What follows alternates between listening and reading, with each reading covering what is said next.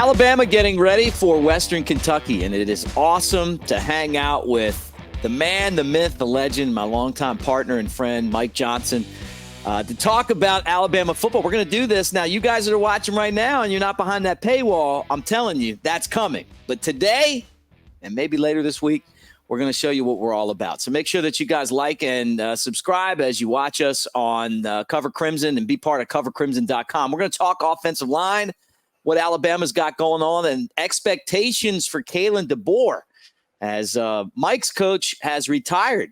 And now we got a new guy leading the way. Don't go anywhere. We'll be right back after this.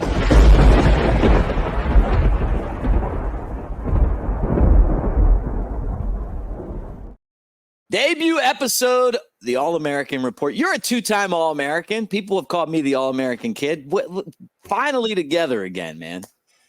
I know. Look, man, I wish it was. I wish it was under better circumstances without Nick Saban stepping off, man. But I'm excited to be back in the realm with you, man. You know, you see all the Bama stuff behind me, and this one little bit of Falcon stuff up here.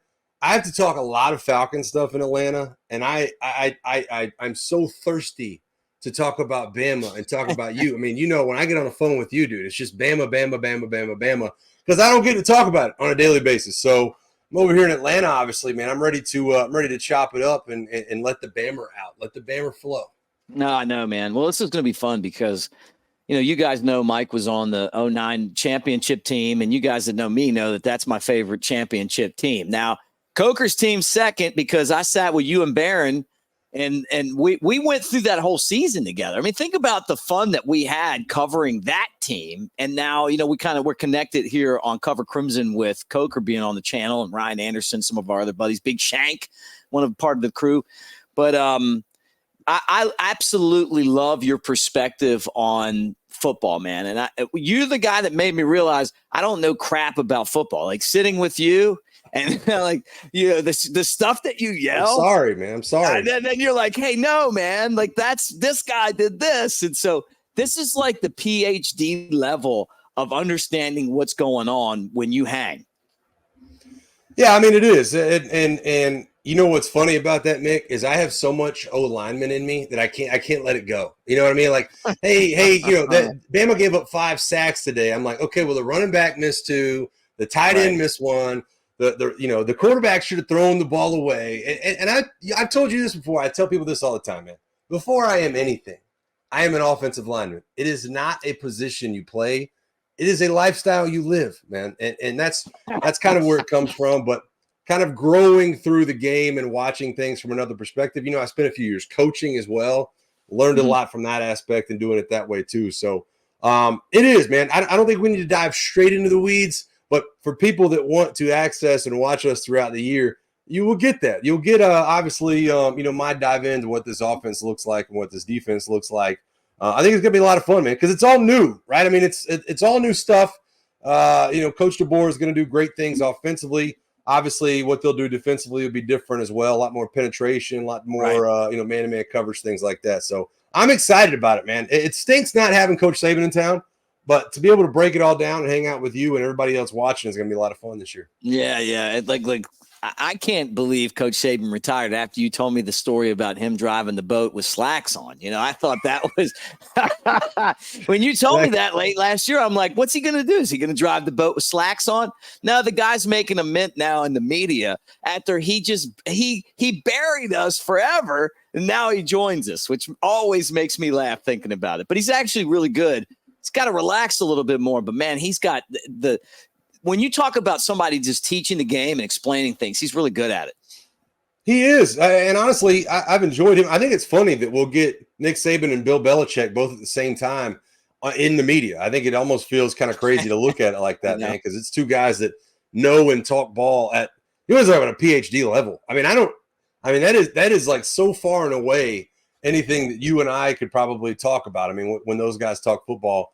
So I think it's fun. We'll get an insight into Nick Saban all year and, you know, talking shop with him. Not only does Coach Saban know the X's and O's of football, he knows the minutia, man. He knows how to assign, you know, who's cutting the grass and who's going to go see this recruit over in California and things like that. So having him a part of the media is going to be extremely insightful throughout the year because nobody's ever done it better than him. And so, kind of allowing his insight to be put out there will be something special for everybody to hear. When you look at this offensive line, and I mean, let's just dig into it right now. And you and I kind of did this off the air a little bit, but I'm just going to tell you right now, Mike, I think that the offensive line for Alabama is the strength of this team. They got to stay healthy, obviously, but Tyler Booker to me is the best player on the team. I'm sorry, he just is. And he's going to be the highest draft pick of this group right now that'll leave next year, right? Jaden Roberts is someone that's been a little banged up, but I think he's really good. I think he's underrated. We got a center that can snap the ball, and we can stop pretending that Seth McLaughlin isn't the problem, because I've said it from the beginning. Your center can't snap the ball, you're not going to win football games. Well, Parker Brailsford might be a little undersized, but he's really strong and he can snap the football. I think we both respect like the talent of Caden Proctor. And then, what's going to happen at right tackle? You got two guys that can do it, Wilkin Formby and then Elijah Pritchard. Yeah, I mean, look, I think the sky's the limit for this group. And it's so funny because you go through the offensive lines that Alabama has had and really goes all the way back to guys like Chris Samuels before I was even a thought at Alabama. And then, I remember him. I had a chance to play between Antoine Caldwell and Andre Smith. I mean, that was All-American, Remington finalist, and Outland Trophy winner on my left. Not to mention a guy named Barrett Jones who was playing right guard when I was a senior. He won a couple of awards too. And then Chance Warmack and DJ Fluker come along and guys like that, Cyrus Kwanjo and his brother as well. I mean, Ryan Kelly. There's such a strong lineage of offensive linemen that have come through this program, man. And a lot of these guys fit right there. I mean, Tyler Booker is a man amongst boys. I always, when people ask me about this day and age offensive linemen and the size of these guys, Mick, I always tell them it's a good thing I came along when I did, because I don't know if I'm even cracking the too deep with the Tyler Bookers of the world. And you're right, man. I think there's a lot to be said about Caden Proctor, the saga that was throughout the offseason, the good stuff, the bad stuff, had his struggles last year at times. I think he was a little bit heavy-footed. I don't really have a great handle on what's going on in the strength program post Scott Cochran there, but it does remind me a little bit of the struggles that a guy like Evan Neal has had since he's gotten in the NFL, where he's gotten a little bit heavy and a little bit heavy-footed. Just a big dude. DJ Fluker was the same way. We've all seen the last couple of years the videos of DJ Fluker come out, and DJ Fluker's lean, and he's as light as he's been, and he's light on his feet. DJ Fluker wore a size 22, dude. So what is being light on your feet? What does that even look like? Wait, hold on a second. God. 22 shoe? I swear to God. Whoa. Chance Warmack was 18, 19. DJ Fluker was a 22. It's the craziest thing I've ever seen. Mick, it's like Andre the Giant stuff right there. When DJ Fluker got to campus, Mick, he had to run on the grass in sneakers for the first 3 weeks because Nike had not made his cleats yet to be delivered to Tuscaloosa. I swear to God.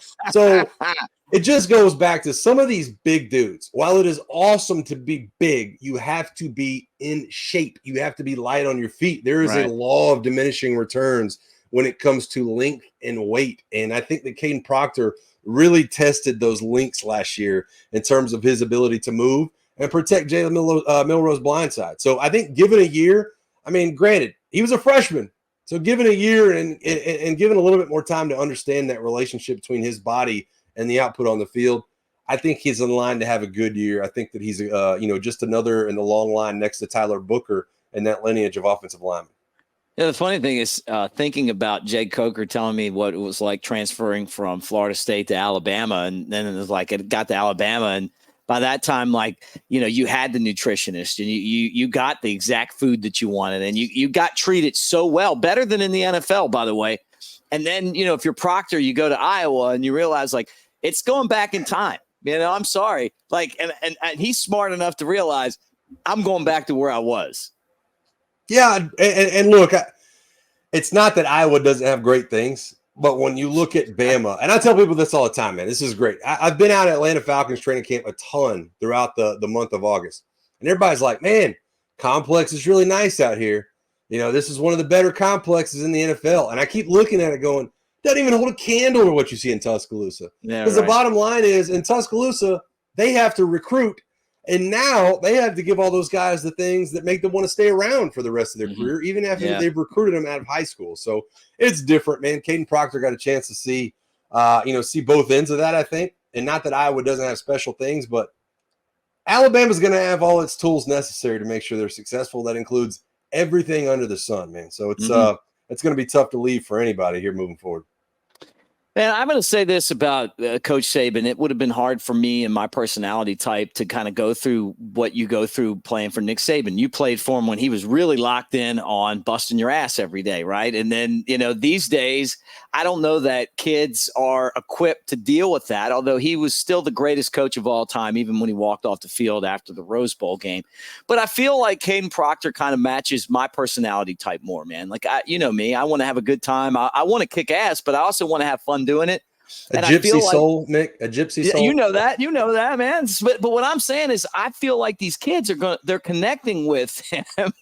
Saban was just so successful that you're like, hey, man, I'm dealing with this right now because I know the end of the road is going to be like what your end of the road was. Hey, look, I'm going to the NFL when I'm out of here. I'm going to win a championship. I feel like with DeBoer, he's done a great job of connecting with these guys on a different level. I think they're both great coaches. I don't think Alabama could have found a better coach outside of Kirby Smart just because, he's Nick Saban's protege. Your thoughts on the expectations that Alabama fans, the players, what are your expectations for this first year with Kalen DeBoer before a game, any game? Well, I think first and foremost, Alabama fans, I hope they're open to different. You know what I mean? And it's a good different, in my opinion, right? I mean, there was no better in the era I played in. There was no better fit for Alabama and college football than Nick Saban, just period. Yeah. And I got a chance to see that, up front. I've told you the story before. I get bum rushed by a camera and a microphone when we went out in Pasadena. There's confetti flying everywhere. And it's like, Mike, what's the secret? And I was like, the secret is there is no secret. That we just worked harder than everybody. I mean, that's just what it was. That's what Nick Saban did. And, you hear stories about the fourth quarter program and all the hot training camps and, getting rid of the people that didn't want to do it right.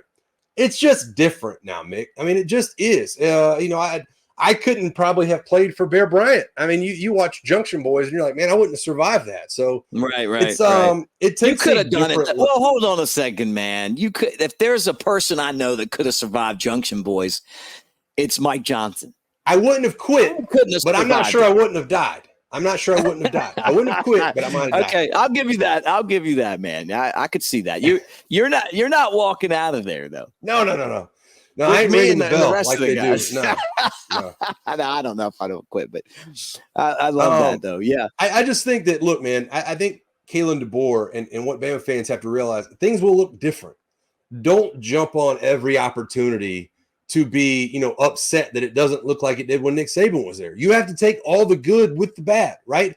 You might give up a big running play every now and then, but understand that your pass rush is probably going to be better, right? I mean, Nick Saban's defense has kind of built that picket fence wall and that two-gap scheme up front, right? You didn't penetrate in the backfield. You didn't disrupt. So maybe that looks a little bit different. Maybe you're not as good against the run, but maybe you get more sacks. Maybe you create more negative plays on defense. So that's kind of a microcosm to me, Mick. I think when you move forward, look, you might not have, this stern, just, toughness that you want on every single play. But maybe your head coach has more personal relationships. Maybe these players stay longer. Maybe they develop at a higher level because they spend 3 and 4 years at Alabama. So it's going to look different.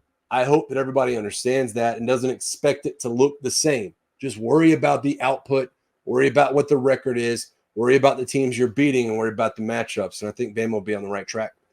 Well, the other part of it, too, is I felt like the assistant coaches, and not all of them, but some of the assistant coaches had incentives that had nothing to do with what's best for Alabama or the players. It felt like later in Saban's career that these guys were basically just showing up for a paycheck, what their next job was going to be.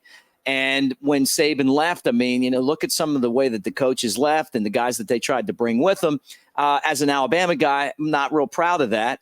But I felt like it was kind of brewing for the years coming into it, where it was like Saban had a tough time once the Kirbys and the rest of his real loyal guys went on to be head coaches, keeping guys there that were interested in being loyal to him and the program. Kalen DeBoer, it's a different animal, man. This group loves him, and this is his Kirby. This is his group of guys that love working with him every day, and I think that's a big deal for Alabama. It's a change.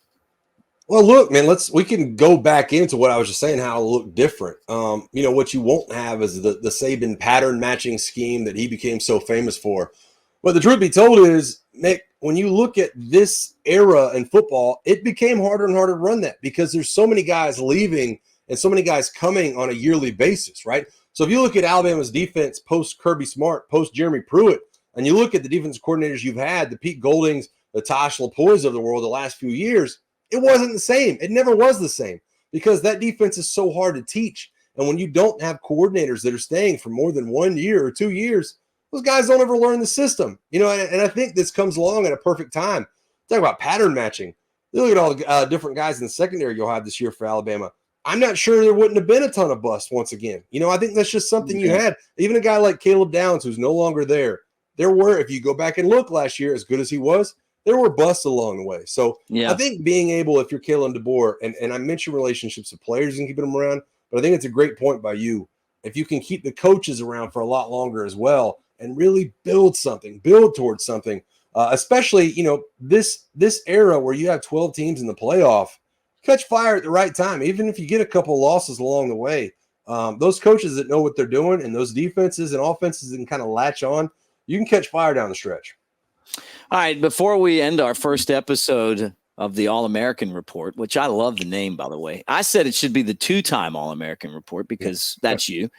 But expectations for this first season. Our friend Shank, who's another fellow offensive lineman and our good friend, he said, 8-4 to him would not be a failure for a first-year head coach taking over this program. Me, I look at it and I go, I feel like Alabama is very underrated right now. And I'm wondering why we're expecting them to lose 2 or 3 games. I mean, I'm not saying that if they didn't, it wouldn't be a successful season. But I'm like, you start looking at it and you're like, you know what? Tennessee's not that good. Bama's beaten Georgia 5 out of 6. It's not like they've come in and dominated them. Yeah, you got to go on the road to LSU. That's always a tough place, but Alabama's beaten them too. At Oklahoma, Wisconsin could be a tough game. I know it's a really tough schedule, but this is also Alabama. And this offense, Mike, I just feel like they're geared up to get it done. And that's not even the word I was going to use, but I'm going to keep it PG. No, look, man, I all due respect to any, and I love where Shank's head is at with that, but I don't think you can look at this as what are they in Coach DeBoer's first year. I don't think that's what college football is anymore, right? Everybody's year to year. New coaches come in and do win games, and be it what it is, this is a loaded roster with a good head coach who went to a national championship game last year. A guy playing quarterback who was number 5 in the Heisman voting a year ago, and a roster that over the last 5 years of recruiting and the last 2 years of the transfer portal has a lot of talent. So yeah. Now, while I love the cushion of saying, well, it's the first year, let's not expect too much, for Coach DeBoer and this staff and the amount of talent they have on this roster, I think 8-4 is not good. I don't think 8-4 is even in the ballpark. I think 9-3 is fine.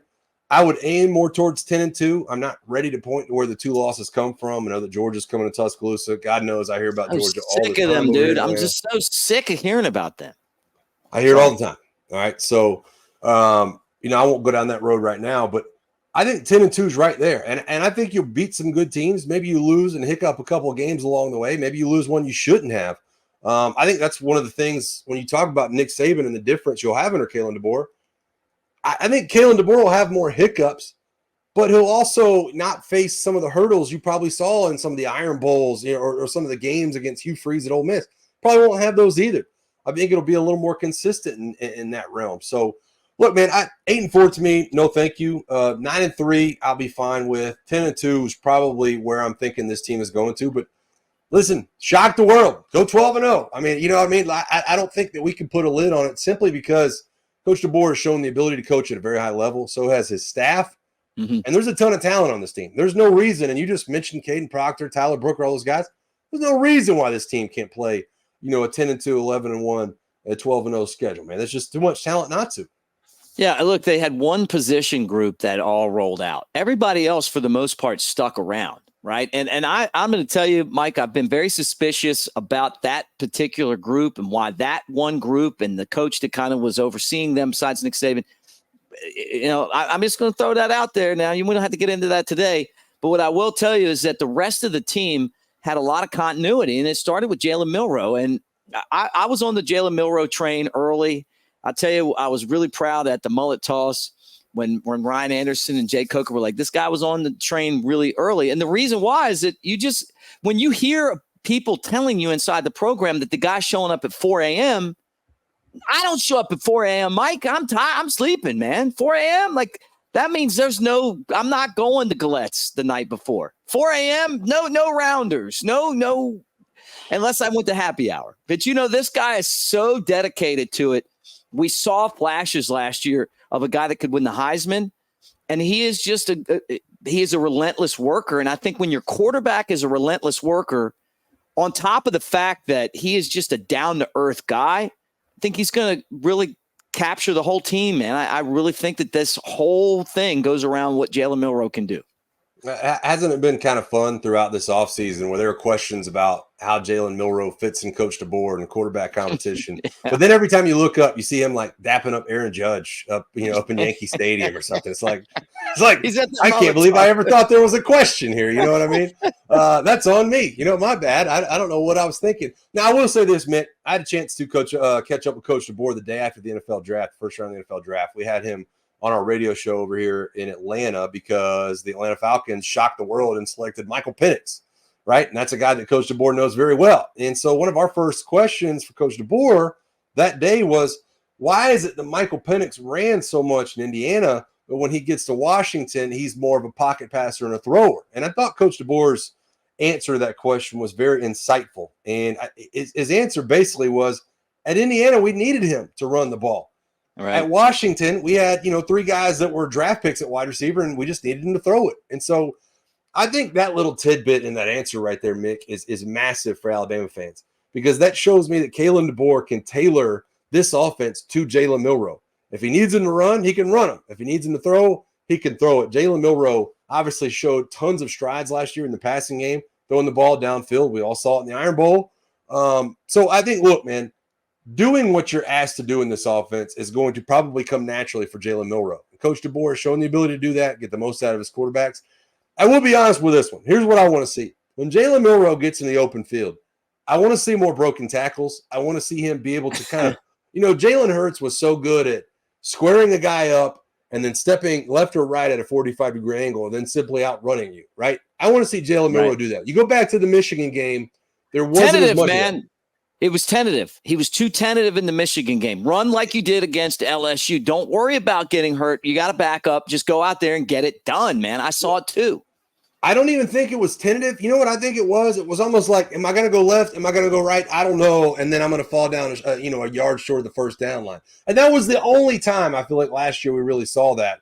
When we look at the Georgia game last year, he didn't break off massive runs, but the amount he got outside and knew the direction he was going, 8 yards, 9 yards, 7 yards, 6 yards, 8 yards. So I just want the decisiveness when he does use his legs. I think it's going to be a magical year for him. I think it's a marriage and a match made in heaven. Obviously, you don't know until you see it, right? I mean, nobody knows exactly what they're going to get, but I'm excited, man. And luckily, we don't have many more days until this thing rolls out there. Hey, guys, and you got to be a member of Cover Crimson to watch our show. We're going to do one more this week, I think. And then we'll be behind the paywall. But look, it's $1 right now to subscribe. I mean, the subscribers have to have what the subscribers have to have. And that's what they get, the two-time All-American national champion, Mike Johnson, and the All-American report. So make sure that you guys join us right now. Take advantage of it. CoverCrimson.com and be a part of what we're doing. And I also want to say this, too, before we get out of here, that the All-American Report is brought to you by MyBookie.ag. Use next round to double your initial bonus. That's right. MyBookie will double your initial deposit when you use the promo code next round. Kick off the football season with MyBookie.ag and double your initial deposit using the promo code next round. And I got the next round hat. Mike, we got to get you geared up, man. This shirt, you do the annual Cover Crimson. Tell Big Randy to get this. Tell Chris Bengal. Tell Nate Dogg. You know who Nate Dogg is? They're ready, man. Look. You know who Nate Dogg is. Everybody, you get this shirt when you get the annual subscription. Hey, listen. If I can get a hat, just maybe on the house, I don't know. Maybe I know somebody You that can. knows somebody. You can. Yeah, Then you we'll got start that. passing it along. You know what I mean? But either way, this is going to be a lot of fun, man. I'm so excited to do this show all year, and obviously love working with you, dude. So we're gonna have a lot of fun, and won't be long. We'll be breaking down some football and talking about the things we love and saw in that Week 1 game. So it's like old times again, pal. Feels good. Feels good, man. Feels good. I promise you guys, you'll get your $10 a month out of this show. I don't know about anything else on here. I'm learning the message board. I think Clint Lamb is a genius. Like I love doing all the other stuff, but I promise you that this show right here is worth the annual subscription. Hey, I can't wait, man. Let's get together later this week and roll tide, my friend. Awesome, man. Roll Tide, dude. Roll Tide.